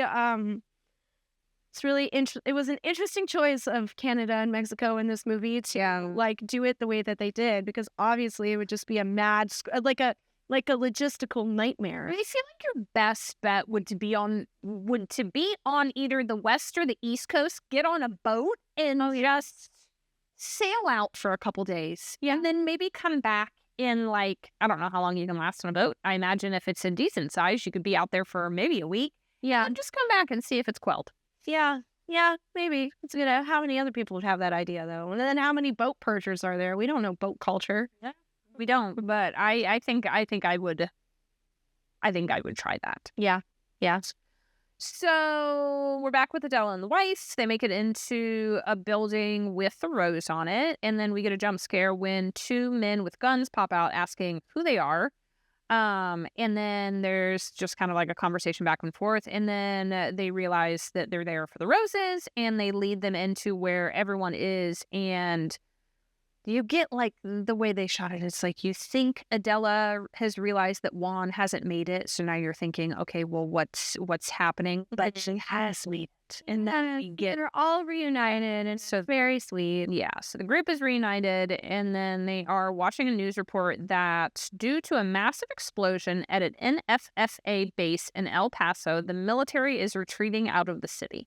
Yeah, they're giving up. They're like, you guys are on your own. Yeah, so now you're thinking, okay, so we are kind of hitting the next level, that we went to martial law, and they were like, nah, actually, you guys are fucking insane. Good luck. Yeah. So, and due to this, Mexico is closing their borders. Yeah, early, like before the 6 hours, which is also crazy because, again, you have all of those cars. And there's this really great shot of, like, you know, this like wide shot over like a crossing station or whatever, and all the lights for all the gates and stuff are green, and then they just like go red all the way down, and there's hundreds, like thousands of cars lined up. Well, and I think I don't know, forgive me, I don't know if it's on the news report or if we see it, but I made the note, purgers are slaughtering people at the border. Yeah. So obviously, like you said, it's easy pickings. Yeah. So why not? Exactly. So there is an older woman that rallies some men to take the group out the back. And so I made the note, and I love this because she plays a character in a different show that kind of could work into this. So this actress plays the mother in Queen of the South. Have you seen it? It's good. It's basically this show about like drug I should call them queen pins, because she's the head drug dealer, and the show is based in Mexico and Dallas. Oh, very so cool. Like, it could be her, but then I thought, spoiler, I'm not sure if she makes it out of the end of that show, but I'm just like, it wouldn't work. I'm like, it's kind of giving the same vibe of like she's clearly like the head of something, and all the men are listening to her. Yeah. So they head out to try to load up into one of the vans, and they're out on the street, and purification trucks roll by, and the henchman from the door pulls up. Sorry, I'm not telling this correctly. You see the purification trucks go by. The guys that popped out with the guns asking, who are you? Why are you here? He rolls up in the van, and we see they've enlisted the help of the Texas tribal leader from the news reports. Yes, again, Chicago. Whoever is speaking out about the purge always comes back around to help us in the end survive. Yes. So, they load up, and then we cut, and we're back with Daddy from the white supremacist group, and we see he is mourning the loss of mother, not mommy. Get it right. My notes. But she has died from a shot to the face, obviously. And he gets a radio report saying they found the group and they're headed through the reservation for the border. Yes. So you gotta hunt down those people. I wish white supremacists would just go somewhere. So yes. So we see their truck driving parallel to the border wall. Yeah. I also was like, they reference the wall, right? Yeah. I'm like, what was the in-universe lore around that? Because we have our in-universe lore around our wall, and like, was built and is a disaster, and like, well, who did the NFFA build it? Like, you know, like, I don't know. It's interesting. Yeah, I mean, I would imagine he just kept it because it's like it is part of the United States. It's like Atlanta. But yeah, so there's like sections along the border where like they can't build a wall because it's mountain, and part of I had the question in that conversation, was he insinuating that it was too dangerous for the white man to successfully build the wall on tribal land? I think it's like just like geologically, yeah. And then since there was tribal land there, they're the only ones that are able to cross the border. Back at the tribal members are the only ones allowed to cross the border because it's their land. Yeah. Right. But yeah, I think just because when they get to where they're going and they have to like leave the trucks and start mountain climbing, it's true. Like, how are you building a wall up that? That's just a geological wall at that. I guess I just think of like, I just feel like America would be like, well, blow up the mountain and then it'll be flat. I guess it's just how I view it. Yeah, I mean, what you say does make sense because we'll get to it, but like when they get there, there's like a sled that helps get them up. Cool. Yeah, that's the thing. So yeah, so they're on a truck basically going to until they can't drive anymore, where they have to start climbing the mountain, and then the older lady turns to the pregnant lady and she's like, "You're in labor, huh?" And I'm like, "Of course she is. Of course she's in labor, because why can't because obviously you're under stress and you have a child inside of you. Your body's going to be like, well, let me expel this basically because we can't hold on any longer. How realistic is this? I don't know. I've never been pregnant. As far as I know, it takes a long time to give birth. Yeah. And like women's bodies are super, I don't know. I just am like, of course, she can't just be a pregnant woman. She has to be an inconvenience to the plot. Fuck off. It's so tired. It's so contrived. Well. I mean, you're right. Like, I'm thinking through movies and I'm like, I don't think I've ever watched a movie that has a pregnant woman in it and she doesn't give birth by the end of it. And she's always giving birth in the fucking thick of it. That's what I'm saying. So why it's a trope. I wonder if I can go to this. TVtropes.com is really fun, actually. I'll figure out it on there. So the sister opens up the back flap and sees that the militia is coming up hot. Yeah, they found them real fast. So we get a wide shot. As you were saying, we see that they're heading from desert into very mountainous terrain. And the wife and the sister head to Mexico because obviously the wife needs to go so she can give birth. And the sister went with her, and Dylan's going to stay behind to help fight the militia. Yeah. I hate Dylan's arc because I do too. I think it just sucks, right? Because it's like, at the end of the day, he, in my opinion, he is not looking at Juan and the rest of these men that are helping him. He is not, it's transactional to him. Yes. It is not, at the end of the day, I'm looking at a non-white individual and I see them as an equal and I have the respect for them. He has just had an experience, I think, as a man where he's gone, you have really helped me tonight. You have saved my wife. I now have respect for you. Which I think is it's still shit. It is still shit. It's so shit. He is irredeemable in my eyes. And like this stupid redemption arc that they try and put him on is not earned. It's kind of like the dad from the first film. Yeah, exactly. It's just like Ethan Hawke. And I don't like that there is like this kind of, I don't think it really super happened in like anarchy in election year, but I don't like how they have to put these random white men on these like attempted failed redemption arc. Yeah. No, you established him as this kind of you made us suspicious of him while in the beginning on Purge night when he's sneaking around. Yeah. Because I thought he was sneaking around trying to get his gun. I thought he was going to go and kill Juan, right? Oh. So you're establishing this mistrust with him, establishing him as part of the problem, and then simultaneously trying to redeem him in a way that isn't even like that doesn't even fully redeem him. He's still a piece of shit. He's not like he doesn't take any time to reflect and be like, oh, I was racist and now I'm not and I'm sorry. No, you're right. It is just like a now I respect you because you did something for me. Yeah. I don't like it. He didn't deserve to be redeemed. And instead, they killed TT. They could have killed him. Yeah. And like he could have been killed in place of TT when the white supremacists were like kill one of them. Yeah. Right? You know? Yeah. So I don't know. I don't like it. I thought it was bad. And it's like to the conversation we're about to get into. So Dylan stays behind to help fight. To our reference, the women get on this little like zip line sled that it gets them up the mountain. And Dylan makes this comment to the tribal leader that it's not their fight. And to which the tribal leader makes the comment, they've been fighting this fight for 500 years. Exactly. And it's like, I just can't fucking stand it. Because he has no perspective, right? And it just like kind of reminds me right now of like we're all like, oh my God, we're sliding into fascism. But if you are a marginalized person, you have been living essentially under fascism forever.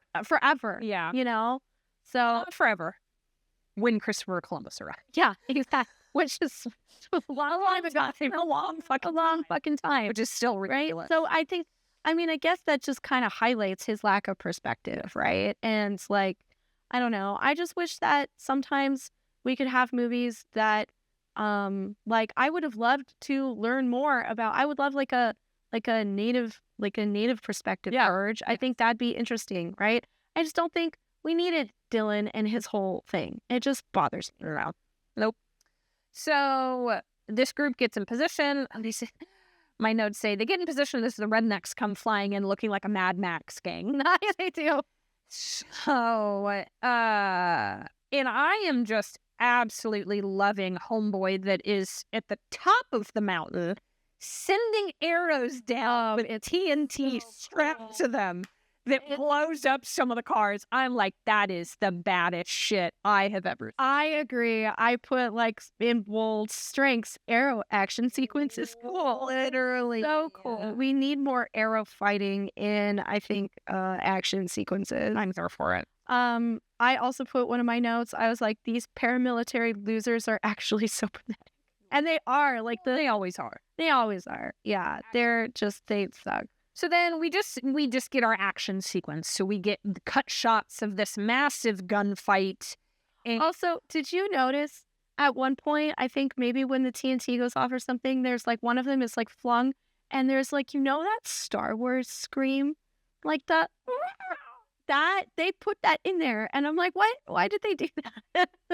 I missed that. I did not talk that. I like that. It is like that I think there's like a weird history between that scream clip too. I'll have to look it up, but it is like the you're getting blown up and it's like so I busted up at that part. God, but so eventually the group runs out of ammo and then they're hiding behind an RV and they're kind of just like, well, fucking now what? And the rednecks move in on them because they think they've got them pinned down. And then we see they made a run for it. I said they made a run for it somehow because it's this like, you see them talking about how they have no ammo and what are we going to do? And then the rednecks are just like on the RV and then they like come around the RV and the whole group is gone. I don't know how they escaped it. I'm like, well, okay. Also, I'm sorry. I also find it unbelievable that Dylan ran out of ammo. You saw how much ammo he had in his little gun locker? Like, they all ran out of ammo. That's he seems like an idiot that would just waste He doesn't seem like a very good shot. No, so I can believe it. But so they head up into a building in the mountains. So now, like a shack. Yeah. So we're in the building. The rednecks are circling the house on bikes, and I just they're like dirt bikes. Sorry, yeah. Don't think they're like pedaling around. It is dirt bikes. So they're in there, and there's like a little bit of like what the fuck are we gonna do? There's no real place to hide in here or whatever, but they kind of split up in the house into different rooms, and two of the rednecks breach the house and make it inside the room. And this scene is pretty fucking cool because it's the room that the tribal leader is in, and he's nowhere to be found until you realize they hid in this wall of like animal skulls. Yeah. So you see his eyes open in one of the animal skulls, and I'm like, oh, he is about to fuck you up. Yeah. And that was also very cool. So, and it's the tribal leader plus one of his guys. So it's a 2-on-2. It's a quote fair fight, but they kill the two rednecks. Yeah. So then we hear that the rednecks are splitting up. So half the group are trying to stop the group ahead of them going over the border, and one of the bikers. Okay, so one of the bikers plows through the house and takes Adela out, like knocks her down. Mm-hmm. And then Dylan knocks the guy off the bike.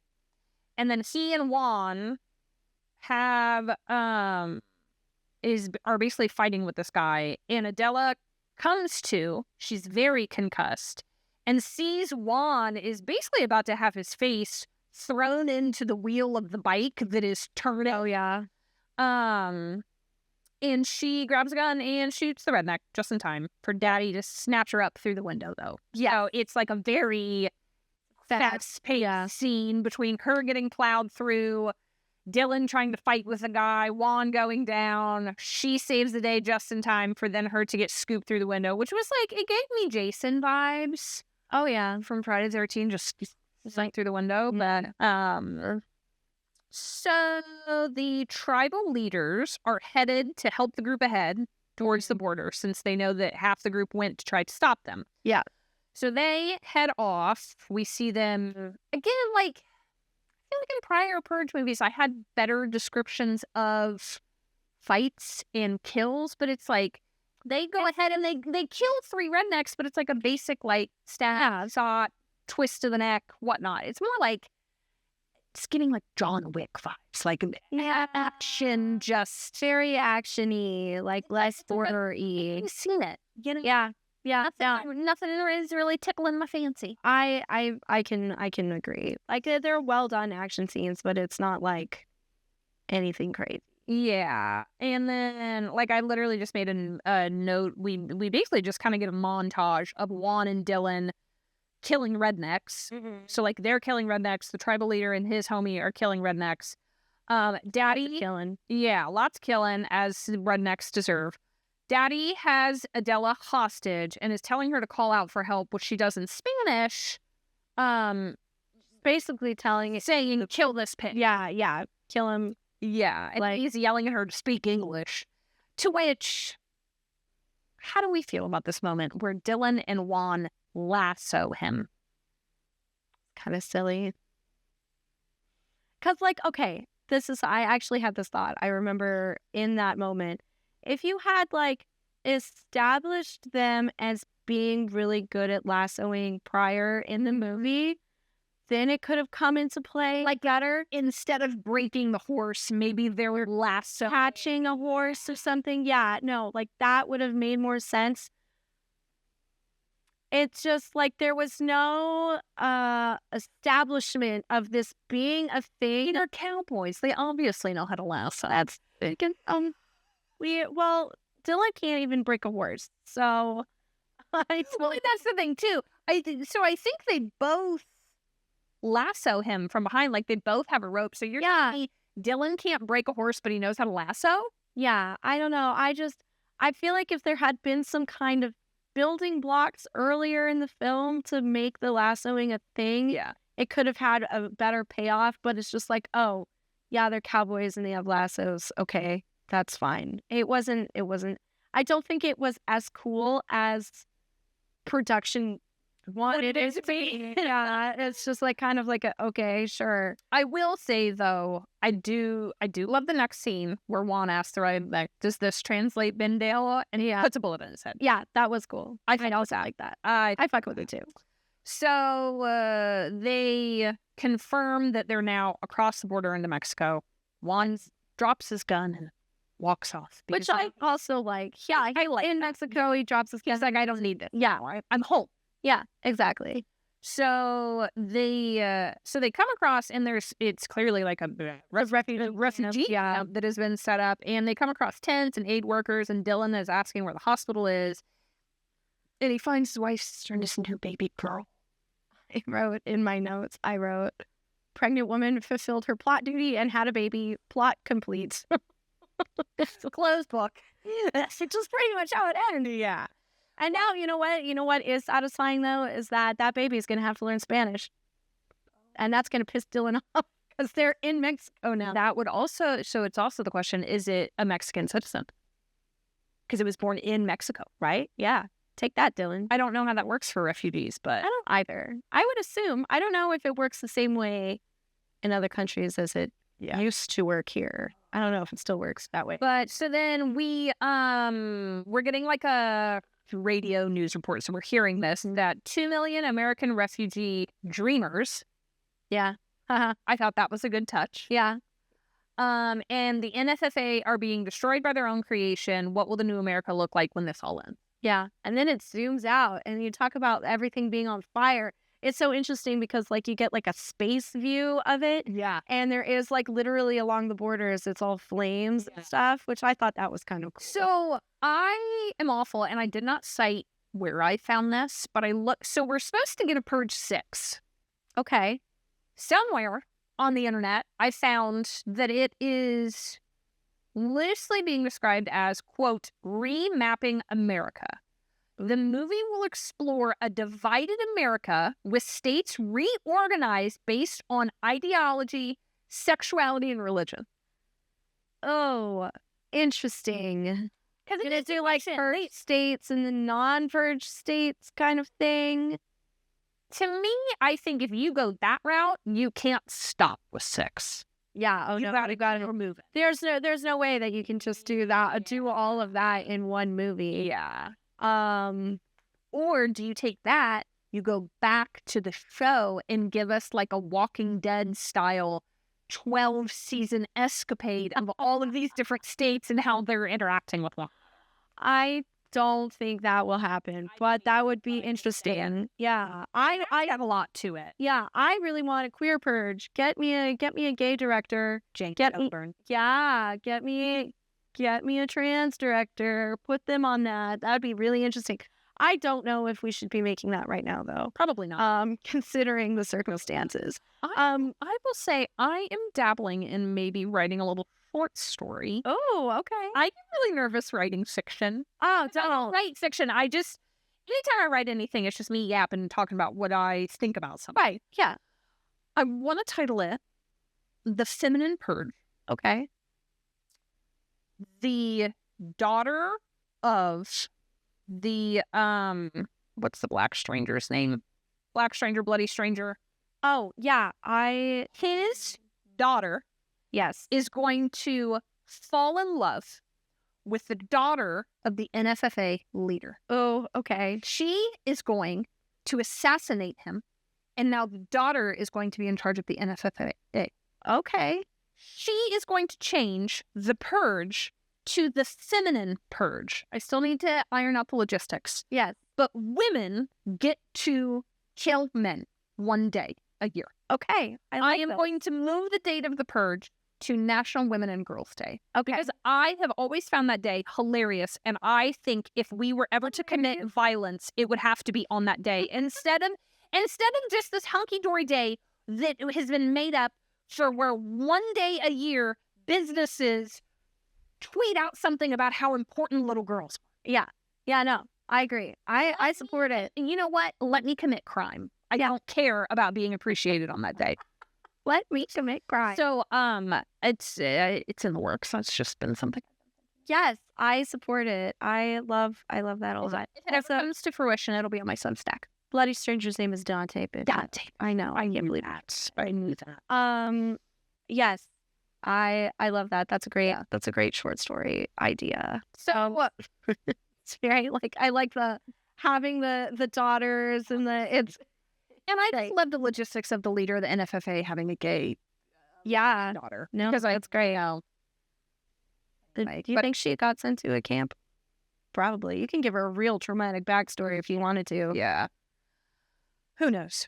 I got to dive into it first. But I would just say overall, we confirmed that this one just felt a little icky because I think realistically it just feels too close to home. Yeah, too close to home. I think it just feels like my TikTok feed. Sadly enough. You know what I mean? Yeah, no, I do. I do know what you mean. I've had a really rough month, and every time I try to dissociate and just do some scrolling, I'm like, wait, now I feel we can't even scroll anymore. Yeah. Yeah, not my favorite. I think it could have been done a little bit better. But there were some things that I did like in it that I think is. I think overall for the franchise, though, I mean, I think the Purge franchise is very special. I think it's me too. A well-developed universe for the most part. He has built a world, which is rather impressive. Which for a franchise, I think to build a whole universe of different, you don't get that whole you're not really getting that in Final Destination or something like that. You get a little bit of lore, but he has rules and all that stuff. So I have always loved the Purge. I saw the first Purge in theaters, and thanks for going on the Purge journey. Yeah, and I'm glad that you agreed. I'm glad to make it part of the season. I know. And I just think it's really timely in a crazy way. When I think the first episode dropped, I was like, oh, this is really interesting timing right now because you're in the middle of some crazy shit. Yeah, Kale did a great job of tracking our timeline through the Purge movies, which made things even worse almost, having an understanding of what years certain things in the timeline were happening. Yeah, it did get worse, but that's what I'm here for. Yeah, and then at the end of every episode, we just like to yap about something random that we might be excited about, or we might just want to bitch about it. So do you have anything you want to yap about this week? I'm reading this week, We Love You, Bunny by Mona Awad. Came out, and it's a prequel, sequel, standalone to Bunny, which came out a few years ago, and it's just really good. It's it's basically unhinged creative writing students doing unhinged shit, and I finally read it. Yes, you read Bunny. Kale recommended it to me many days ago, and I've just, honestly, I got in a funky space with my reading, and then I was like, you know what, I'm going to give it a shot. And I would give the description, if you vibed with Jennifer's Body and Lisa Frankenstein, you'll love this book. Yeah, oh, for sure. That's good. Because to me, it takes the cattiness of Jennifer's Body. Yes. And the Frankenstein aspect of Lisa Frankenstein, and melds it together into one. I think, and puts it in a creative writing MFA program. So I loved Bunny. I'm about 100 pages, I think, into We Love You, Bunny, and I read Bunny a couple years ago, and I loaned my copy to someone, so I haven't had a chance to reread it. But just jumping into We Love You, Bunny, it's totally working. It's totally fine. So I see what she means about it being kind of standalone, sequel, prequel kind of thing, which I think is pretty hard to do. I would imagine. I that's there's a lot of work you have to be doing in there conceptually to make that work. Yeah. But so far it is really working for me. Which I'm really glad, because she had another book come out called Rouge a couple of years ago after Bunny that I didn't like quite as much. So I'm glad to be because I just loved Bunny so much that it was one of my top books that year, I think. Yeah. So yeah, that's kind of what I've been doing. I've been trying to read a little bit more. I've decided that I am probably going to read Alchemized, which is probably, I don't know what Book Talk's looking like right now, but Alchemized is a 1,000-page fan fiction, essentially, of Draco and Hermione. Oh, I've heard about this. Yeah, and so it was 1,000 pages. it's like this thick, and those pages are like Bible pages thick. Oh no. So it's based off of a super, super popular fan fiction called Manacled, and this has been totally reworked, totally its own thing now. Well, is it being adopted for a movie too? Yeah, it's already got a 7-figure deal. I think that's how I heard about it. Yeah, It was being adapted for a movie. Yeah. I was not gonna read it because I don't like anything really kind of connected to that universe anymore. And it's not obviously for like copyright reasons. Yeah. But it's still like based, and it wasn't, but that's the thing, is that it wasn't marketed as a Dramini fan fiction. Oh. Which is good because there were some other ones that were marketed that way, and that's kind of like pulling in from the nastiness from like from that bitch, right? From J.K. Rowling. But so one of my books that Mackenzie, shout out Mackenzie, read it in 2 days. What? 2 days she read a 1,000-page book. And she told me I'd really like it. And I trust her book opinions. So I think I'm gonna pick that one up. That's hilarious. I know. It's like, because I wasn't gonna do it. Because that's the other thing, is this is the third, I think, Dramini fan fiction that has been traditionally published this year. That's And crazy. it is crazy. It's so weird. That's But wild work. but which is like, I don't know if you go on AO3, that's one of the most popular ships ever. Which is beyond me. I liked Harry Potter when I was a child, and I wasn't a shipper back then. Yeah. As I was a child. I didn't care about the romantic subplots. I just wanted the magic, right? So I never really got into that part of fandom culture around this franchise, but I do think I'll read it. I think I'll read it. I kind of want, it's supposed to be like really kind of dark and fucked up, and I'm like, Ooh. okay, I'll take it. So I might do that. But so I'm trying to get more into books because I've been really, really behind this year. Yeah. I'm at like 25 for my read count, which is like, my goal is 50, and we are well over the halfway mark. But 25 is still good. yeah, it is still good. And I've had some good ones this year. But yeah, that's my little rant. Well, this is perfect because I have a movie recommendation. I unfortunately don't have a release date for this movie, but I was just doing some digging. This movie is called Forbidden Fruits. Okay. It just got picked up by Shudder, so I always love to see that. Yes. The description is, at a mall store, Apple leads a secret witch cult with co-workers Cherry and Fig. New hire Pumpkin questions their sisterhood, forcing them to confront inner darkness or meet violent ends. Okay. It is written and directed by Meredith Allaway, and it is her directorial debut, and it is being produced by Diablo Cody. Oh, okay.